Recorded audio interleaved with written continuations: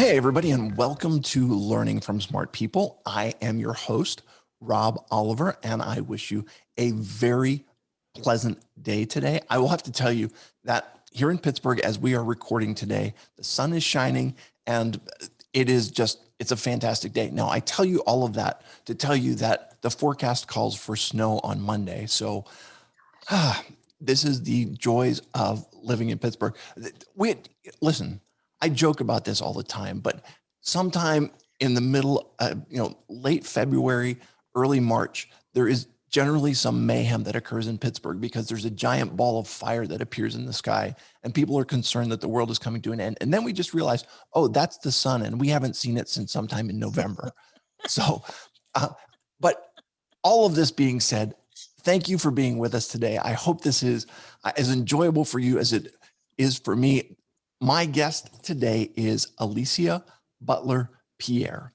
She is the founder and CEO of Equilibria Incorporated, a 15-year-old operations management firm. She specializes in increasing bandwidth for fast-growing organizations via business infrastructure. Alicia, welcome to the show. Thank you so much, Rob. I'm so glad to be here with you today. Oh, you bet. I'm delighted to have you. And I think about this. Here's my thing. We're talking to entrepreneurs. Okay. That's our target audience. And I think so many entrepreneurs have this experience where they go into business and they have this thing that they want to do, but we'll just use me, for example. Okay. I'm a speaker. That's what I do. I love to speak. I love to get in front of an audience. I love to share my passion. I love to share, insight into what I've learned over the course of my life. But I'm in business. The side of running a business is not where my specialty is. That's not where my passion is.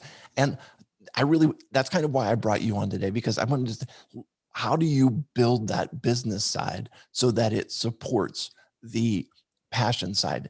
Does that make sense to you at all? That makes absolute sense because you're so right. And it speaks to what Michael Gerber talks about in his book, The EMyth, the fact that, and for anyone who hasn't read or heard of the book before, the E stands for entrepreneur. And the myth is that just because you are good at a particular thing, for you, for example, in public speaking, doesn't necessarily mean that you have the managerial skills that are needed. When you start thinking about the policies and the procedures and the regulations and the processes and the mechanics of what it takes to start the business and maintain it. And it also doesn't mean that you necessarily have the high overview, visionary, strategic thought that a true entrepreneur might have. You're just very good and skilled at what you do.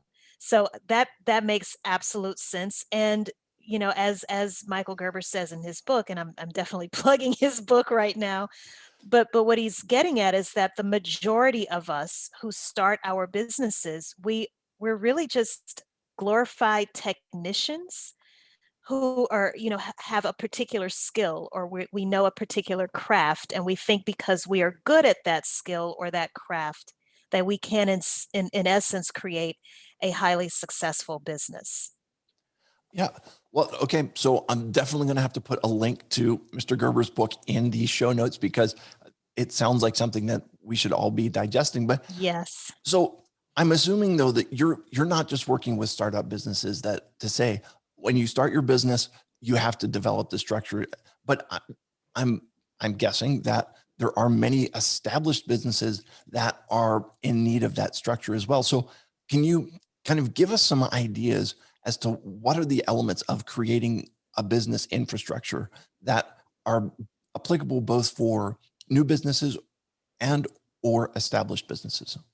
Well, the way I look at business infrastructure, Rob, is it comprises 7 key elements.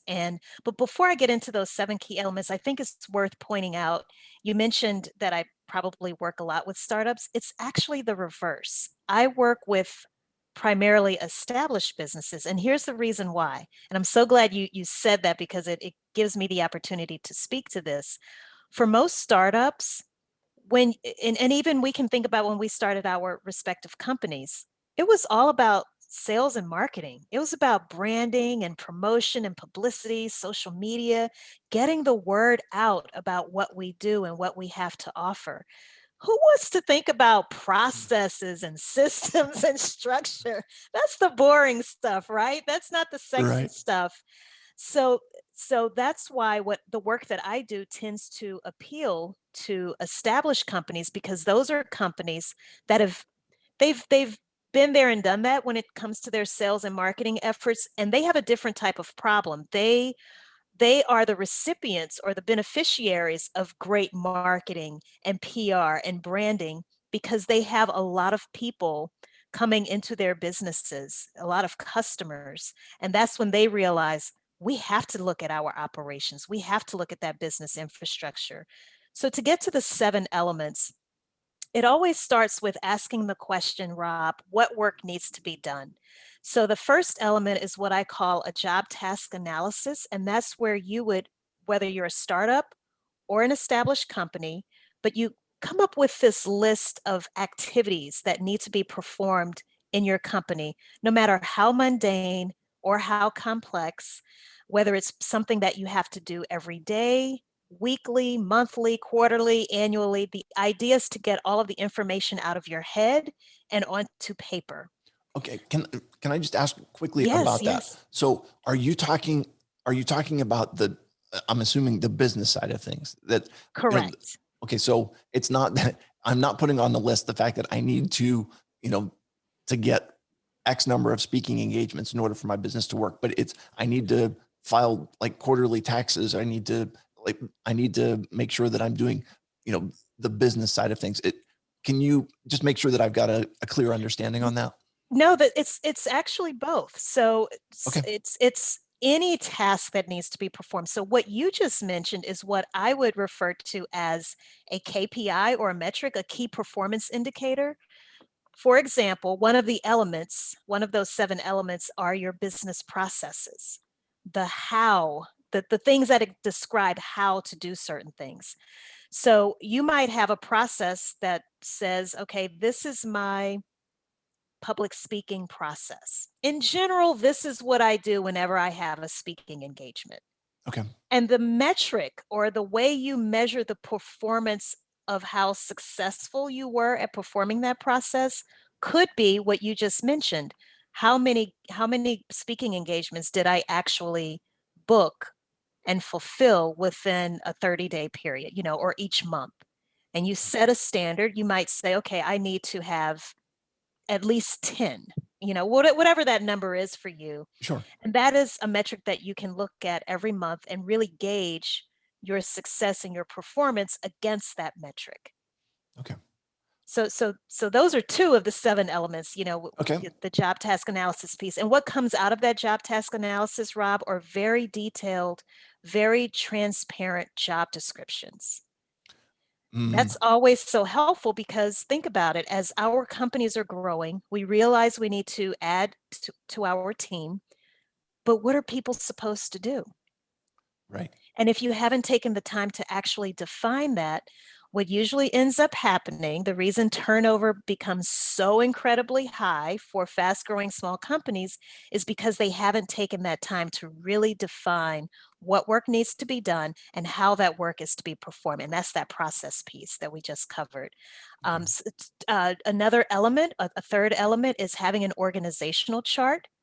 So I like to think of organizational charts as your company's vision board. So your organizational chart may not always necessarily reflect what your company looks like today, but what it could look like a year from now, 3 years from now. It's a very visual tool that you can use to kind of keep yourself grounded and make sure that you're always steering in the right direction. But it's also something that you can share with other people to let them know, hey, these are what my growth plans look like for my company. I may be a sole proprietor right now, but by the end of the year, I'm going to have a team of at least 3 people, just Okay. as an example. 2 of the other elements have to do with your records management systems. So the way that you store information both digitally as well as physically.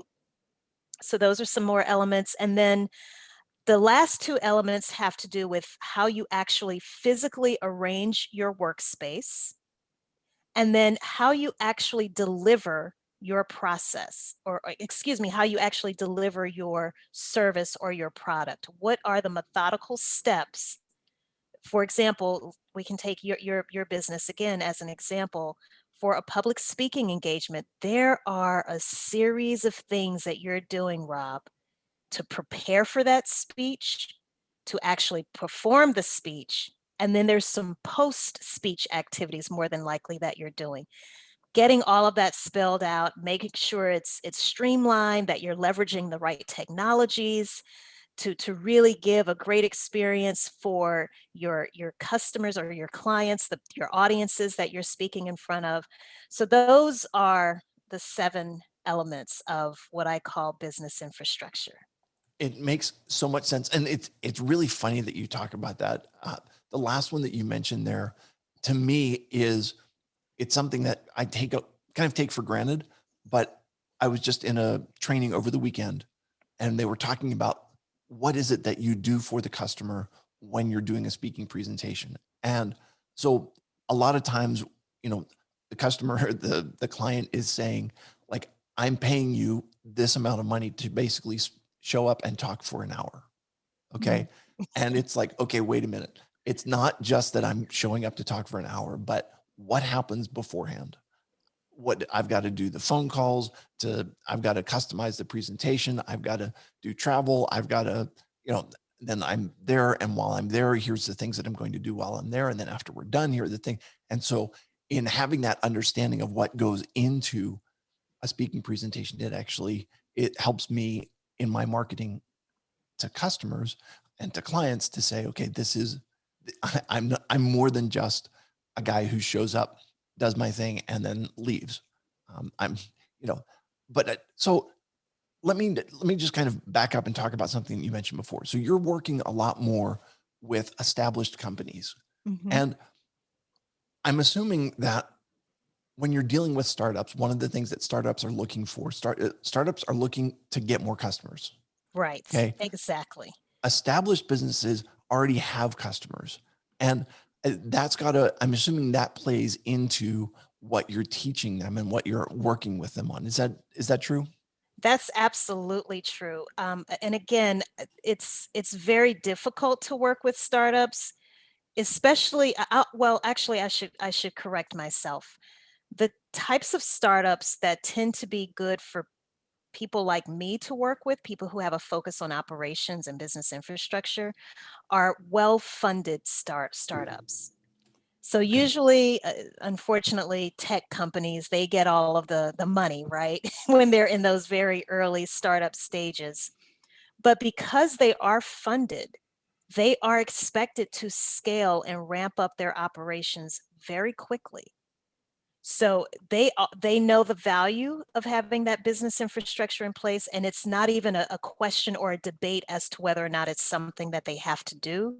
They know they have to do it because again, there is that expectation for them to scale as quickly as possible. With established companies, you hit the nail on the head. They have the customers. They have a different type of problem. Some of them have more customers than they can handle. And that's when they realize, again, we need to hire more people. We need to have some processes in place. We need to have systems. We need to make sure we're leveraging the right technologies so that we are streamlining our production, streamlining the way we provide or deliver our service. It's a very different type of conversation. Yeah, it makes sense. And I guess I need your help to kind of define some terms for me, okay? Okay, sure. Because when you're talking about a startup, and startups are trying to grow their business, Mhm. and I think you mentioned the word scaling. Okay, so what's the difference between a startup trying to grow a business and an established business trying to scale their business? Can you help me Oh, understand that? I'm so glad you asked that question. I wish more people asked that question because Rob, people tend to some people tend to use the words grow and scale interchangeably, but to me, they're two different things. When you are growing, it's usually what usually is involved, again, from my vantage point, is you're trying to get more customers.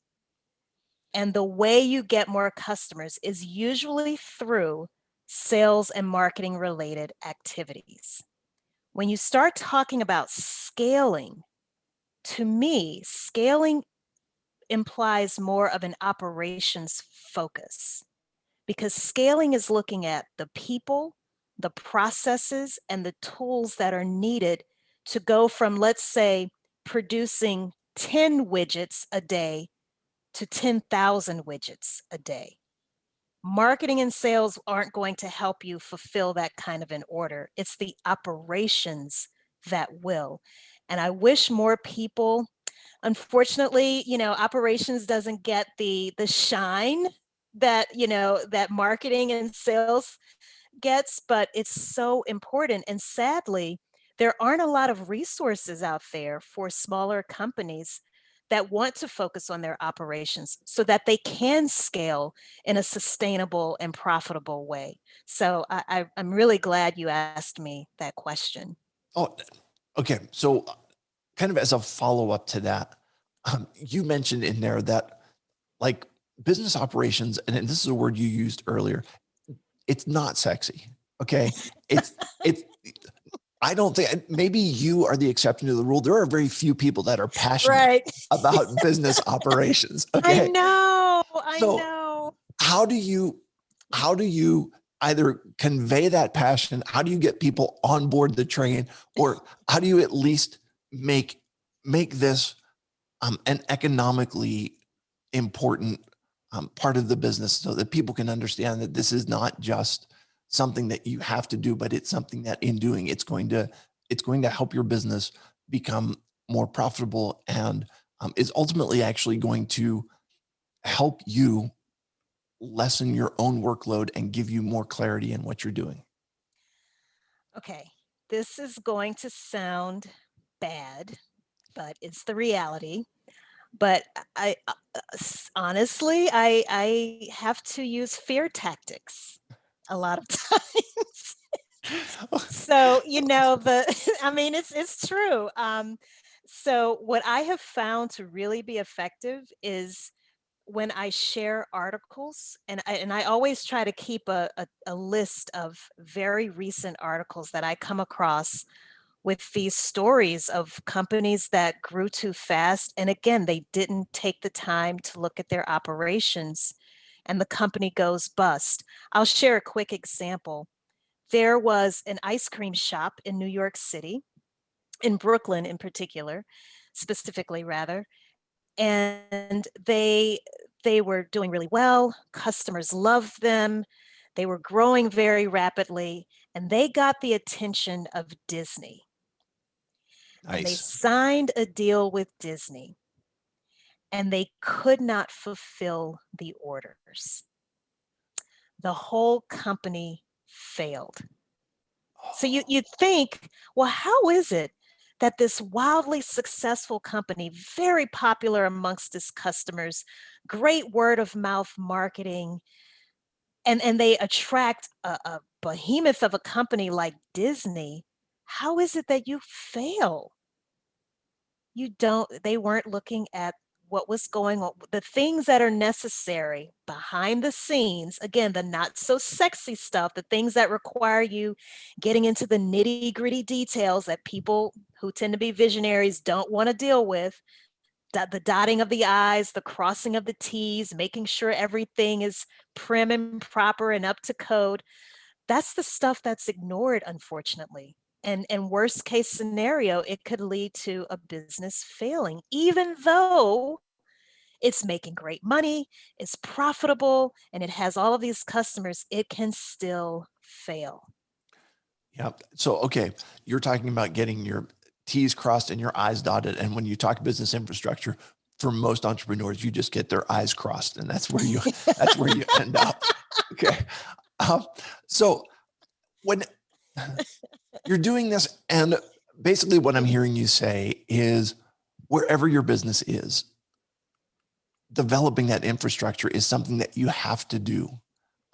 even though it's not glamorous and it's not fun. So are there things that are there things that you can tell us, listen, here are things that you should look for, and here are things that you should like avoid, and don't let don't let people swindle you or snake oil salesman you, or don't get too concerned about these things. Kind of put your focus on this. Does that make sense as a question? Yes. I think one thing that I would like to share with your audience, Rob, is there's a one page document that I created, and it talks. I think the title is 29 must have processes that every small business should have. So regardless of what industry you're in, whether or regardless of the type of sector, whether it's a nonprofit, a for-profit, you primarily work with government institutions, doesn't matter. These are processes that every company should have at a minimum. So, those who are listening may be thinking, oh my gosh, how on earth do I even start? Use this list as a starting point, if nothing else. Something else that's really important to point out, and I think it came to the light, to the forefront as a result of the pandemic in 2020. We were all forced to adopt these new digital technologies that we Right. may have been using before, but we really had no choice but to use them last year. And here's what happened for so many of us. We started to invest in all of these different technologies without one understanding whether or not they can integrate with each other, and then two, we didn't really understand the workflow. So you may have one tool here that performs X, another tool over here that performs Y, and then a third that performs Z, but those X, Y, and Z don't communicate with each other. Mhm. So even though they're great in isolation, when you're looking at your entire process or workflow, it might actually add even more work and stress to what you were already doing. So that's something really big that I would caution people on. It's so easy to get caught up in these technologies because they're cool, and it's really amazing to see the things that they can do.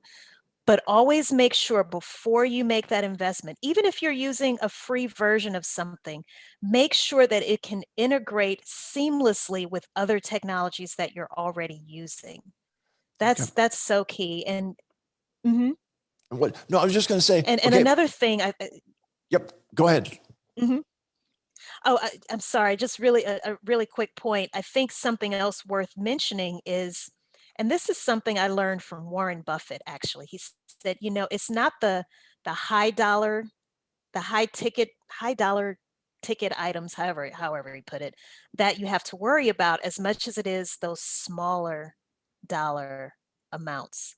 So, oh, this is just $4.99 a month, and this is $2.99 a month, and then that's $9.99. And you're thinking, oh, okay, this is great. It's low cost. But when you start to aggregate that and you look at the total amount of money that you're spending every month on those digital technologies, trust me, those small amounts add up very quickly. Yeah, you get, the concept of death by a thousand paper cuts, right? Where you have all of these different little places where you're bleeding out money and your business, Correct. and you don't realize that all of them together are quite the drain on your business. I guess the other thing I'm thinking about is all of the different technology that comes out. Okay, technology is cool. Technology is glamorous. Technology is, dare I say, sexy, right? Like It is. and yet you have to have that pragmatic understanding of how to use it. And there's also that side of it where you're you're kind of continuously chasing the next thing or the next new item. And it sounds to me like developing the structure, developing the processes is going to be what gives you the foundation to avoid that kind of just running this direction and that direction, depending on what the new item is and which way the wind is blowing. That is such an excellent point. And I have another example to share even with that. So let's say, for example, if you are looking for a particular software to either replace something that you're currently using or to maybe automate something that you've never automated before. Start to think of the key parameters, the key functions that that software at a minimum must be able to do. And if it can't meet those specifications, move on until you find something else. Just to give you an idea of what I mean by specifications, again, does it integrate with other technologies that you're using? We spent almost an entire year just trying to look for the right CRM solution, Mm. customer relationship management, because there were certain things that we wanted to be able to do. And it was so weird, Rob, like one CRM solution might do 4 out of the 5 things, another might do 1 out of the 5. It was like no one solution did everything that we needed. And of course, you're not going to build something from scratch for there's that's just not in the budget, but sometimes you do end up having to make compromises. But at least you're making a decision from a point of understanding exactly what you need. And there's no shortage of people trying to sell you on their technologies. And I don't want to make it seem like I'm picking on the technology, the digital technology space or industry, but I'm using that as an example because so many of us can relate to that. Definitely. Um, yes. So fantastic. Listen, Alicia, you have shared just a tremendous amount of information today, and I really appreciate that. If people are looking to get a hold of you, if they would like to download the 29 pieces paper, that where can they find that? Where can they find you? What's the best way? Sure. So the best place to connect with me and to learn more about me is at my personal website, and that is aliciabutlerpierre.com. That's ALICIABUTLERPIERRE. And when you're there, you can actually see links to all of my social media profiles. You'll also be able to link up to my podcast, which is called the Business Infrastructure Podcast. I also have a link to my book. It's the world's first book ever written on the subject of business infrastructure. It's a true how-to book. So if there's something you heard in this interview that you really want to know a little bit more about and exactly how to implement it in your company, I definitely suggest you check out my book. It's called Behind the Facade. And then if you want to know more about my consulting company, there's a link to that there as well. For the 29 must-have processes for all small businesses, I can definitely send you a copy of that, Rob. I don't know if that's easier, but if people want to get to that right away, they can also go to slideshare.net and do a search for 29 must-have small business processes, and you'll definitely see it. Okay. What I will do is if you send me a copy of that, I will upload it to the show website and people can Okay, just download it right from there. So sure. absolutely, Absolutely. I'll put links to your website and to the rest of that all in the show notes so that people can connect with you and learn from you. So thank you so much. It is time for 3 questions to establish your humanity. Are you ready for this? Yeah, I'm ready. All right. Who was your hero when you were growing up? My dad. Cool. How come? You know, it's funny how when you're a little kid, you see things so differently. So I thought at one point when I was a kid growing up back in Louisiana, I thought my dad literally knew every person in the world because it seemed as though no matter where we went, he knew someone and he would speak to them. And I remember asking him one day, "Daddy, do you know everybody in the whole world?" And he looked me in my eye and he said, "Yes, baby, I do." That's awesome. But he's also an entrepreneur. And so I just grew up watching my dad literally teach himself how to do things. And I've seen him dabble in carpentry, electrical work, running an accounting business. I mean, he's done a little bit of everything. Excellent. What is something that will make you smile? A baby laughing. Oh my gosh, how can you be upset when you see a baby just giggling and laughing and smiling back at you? I mean, that's a surefire way to get me smiling every time. And you know what?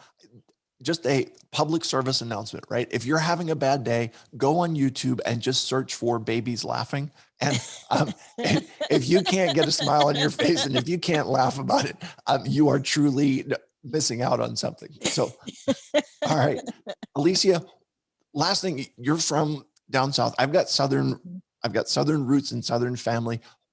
What is the the food that you would classify as this is kind of comfort food to me? This is food that says family, Well, see, I'm from Louisiana, so I tell people all the time Louisiana is very different from the rest of the South. We have our own culture, right? right? So, any Louisiana dish, jambalaya, gumbo, etouffee, makshu, uh, beignets. I mean, all of those things, anything that reminds me of home. And those are all dishes that are native to Louisiana. Yeah. So jambalaya is phenomenal, and a properly done beignet. How do you argue with I know, I French know. donuts, right? Oh, fantastic. Alicia Butler Pierre, thank you so much for being with me today. I really appreciate you sharing, and I think that we've all learned a tremendous amount from you. You are indeed a smart person.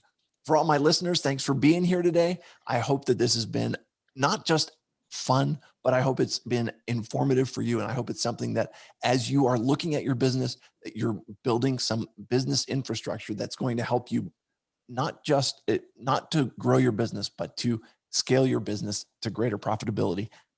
Thanks for listening. And I will remind you, as always, that when you stop learning, you stop living. Have a great day, everybody.